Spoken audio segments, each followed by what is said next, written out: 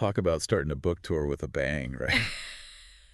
Yeah, he's certainly making the rounds with this one. Boris Johnson, former prime minister to the Queen, he's making headlines with this new memoir. Mm. And it's not exactly, winning any literary awards, let's just say. Right.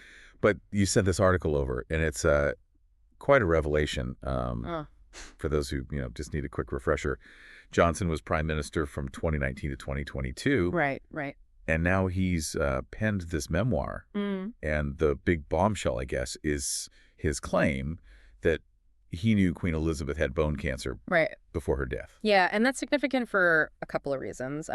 The official cause of death was listed as old age. Yeah. Which, while likely a factor, it's being looked at a little differently now with this information. This type of disclosure coming from someone in his position, it's really unusual. This kind of health information, especially when we're talking about monarchs. Yeah. It's usually guarded very, very carefully. It's like this unspoken agreement, isn't it? Yeah. Like you are entrusted with these private details as prime minister. Yeah. But you're also expected to, take that to the grave. Right. And the article even points out that like other former prime ministers, Blair, Brown, Cameron, they've all written memoirs, but they've kept their recollections of the Queen, respectfully vague. Yeah. And Johnson's level of detail here is very striking. It makes you wonder what the motivation is. Why share this now? What's the end game? Is this, him trying to control the narrative, or is it something else? I mean, it's hard to say for sure, but knowing Johnson's History. Yeah, knowing his history of pronouncements, let's say. Right. It certainly adds another layer, doesn't it? Yeah, for sure. It makes you think about how this changes things. Yeah. The relationship between a monarch and their prime minister. Yeah. Like if future prime ministers are now hesitant to be candid for fear of, that trust being broken. Yeah. How does that affect, governing? Yeah, that's such a good point. I mean, that relationship thrives on open communication and mutual respect. And if this incident, kind of casts a shadow over that entire dynamic, it could have ripple effects, definitely. And of course, there's the palace's response or lack thereof, sticking to their, no comment on books policy. Of course. But that silence itself speaks volumes. Oh, absolutely. Their restraint is very telling. I mean, the palace typically avoids getting involved in public back and forth, especially with someone like Johnson, who's known to court controversy a little bit. Yeah. I think they're probably hoping that if they don't give this more oxygen, it'll just kind of fade away. Although they are very good at subtly conveying displeasure. Right. I mean, their silence could be interpreted as disapproval. Absolutely. Very much a kind of, a withering glance, if you will. Right. But that kind of leads us to, I guess, how Johnson portrays the Queen in this excerpt. He talks about seeing her at Balmoral shortly before she passed away. Yeah. And he notes that she seemed frail, bruising on her hands, presumably from some sort of medical treatment. It's a very poignant picture he paints. This kind of vulnerability, which I think contrasts with her more public persona, of strength and composure. It is a striking contrast, but he also mentions that her mind, remained sharp. Right. Even as her physical health was declining. Yeah. It's almost as if he's trying to soften the blow of this, revelation by reminding everyone of her resilience. Yeah, I think you're right. He's trying to get out ahead of the potential backlash, I think, maybe. Right. Emphasizing her strength, but also claiming this sort of inside knowledge of her final days. Bold move. It is a bold move. But speaking of bold moves, the article contrasts, the Queen's desire for privacy with the more open approach taken by Charles and Kate, the new Prince and Princess of Wales. Right. And this is where this whole conversation, I think, takes on a broader significance. Okay. Because we're witnessing this cultural shift, right? Yeah. In how we talk about health, especially when it comes to public figures. The Queen, I think she represented a generation where privacy, especially regarding these matters, was paramount. Right. But then you have Charles and Kate, and it's potentially a shift towards more transparency. Yeah. They have both spoken publicly about their experiences with cancer. Right. Albeit without going into too much detail. But the fact that they're even addressing these issues suggests a different mindset, don't you think? Absolutely. I mean, it shows a willingness to at least acknowledge that these things are a part of life, Right. even for those in the public eye, right? Right. And I think by speaking openly, they can help destigmatize these conversations, maybe encourage early detection treatment. Right. But it does kind of raise the question of where's the line between, destigmatization and an individual's right to privacy. Right, yeah. Yeah, it's a tough one. I mean, the Queen and her generation of royals, they hold privacy in such high regard. Right. And I get it, the constant scrutiny, the public eye. I mean, everyone deserves that space where they could be vulnerable. Absolutely. Without judgment or intrusion, right? It's this delicate balance, isn't it? Yeah. Like, how do you reconcile this move toward transparency, destigmatizing these conversations, but also respecting those individual boundaries? It's a tough one. It is. And it feels like, especially for the royal family, they're kind of caught in the middle. Absolutely. Because if they keep quiet about health issues, they seem out of touch. Right. Or, it even fuels those conspiracy theories. Right. But if they overshare, then they risk, further compromising their privacy. Right. And, potentially even diminishing that mystique that's always surrounded the monarchy. Exactly. It's like they're walking this tightrope, right? Yeah. And they're being judged at every turn for how they manage these evolving expectations. And then, Johnson's revelations just throw this whole thing into even sharper focus. Yeah. The article even says that this is the first time, really, that anyone in that kind of a position has even alluded to a potential cause of death for the Queen. Which is, it's fascinating when you think about the historical implications. Right. Like, we're talking about the longest reigning monarch in British history. Right.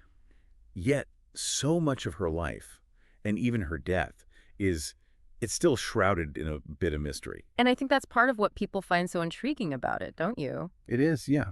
All the pomp and circumstance, the rituals, the kind of guarded nature of it all. Yeah. I think it all adds to that allure. It does. Yeah. It makes you think, though, about how we document history, especially when it comes to figures like Queen Elizabeth.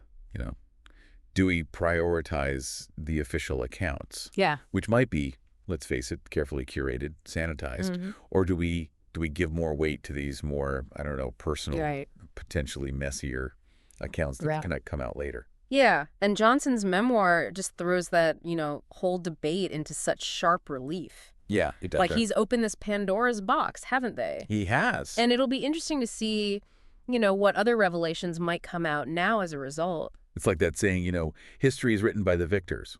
Well, in this case, it seems like it's being rewritten by somebody who, maybe took some liberties with the narrative. That's a great way of putting it, yeah.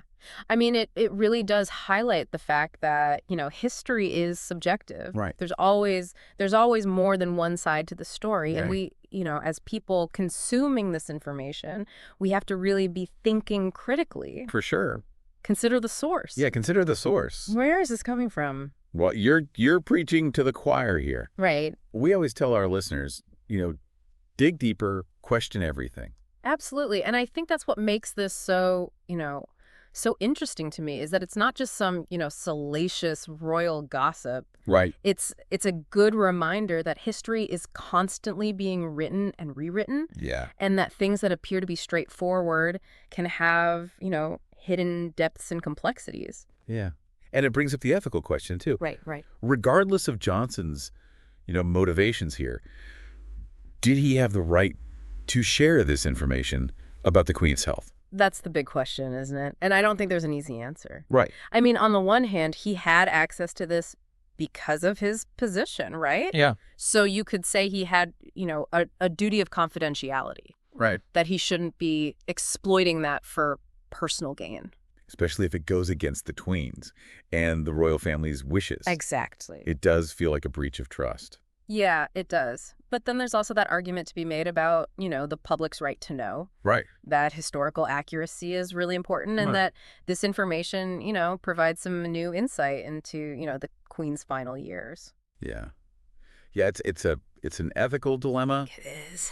and it's got potentially big consequences, future relationships between monarchs and prime ministers. Right. How much information is shared with the public. It's complicated. Makes you wonder, will future prime ministers even, think twice before confiding in a monarch, even in private? It's a good question. I mean, that level of candor, that trust, it's so essential for that kind of working relationship. Yeah.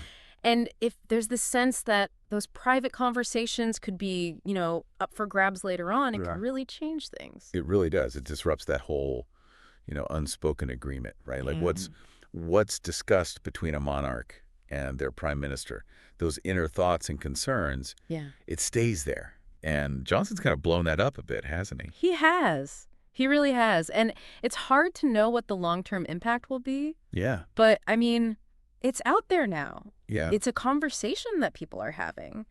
We have to think about this balance between transparency, privacy, the public's right to know. Right. Especially when it comes to these, historical figures. And the timing is interesting, too. Like, we're in this cultural moment where figures, Charles, Kate, they're being more open about health. Right. Trying to, have these conversations. Destigmatize things. Yeah, exactly. But then you have this very public debate stemming from, wanting to keep things private. Right, right. It's a bit of a paradox, isn't it? It really is. It just goes to show how complex these issues are. There are no easy answers. And every generation kind of wrestles with these questions in their own way. Yeah. Maybe, as time goes on, we'll figure it out. Right. Find a way to navigate this new landscape where public figures can have a personal life, but also, these public roles. Yeah.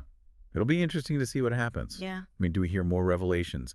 Does the palace break its silence? Right. What about the ramifications for Johnson himself?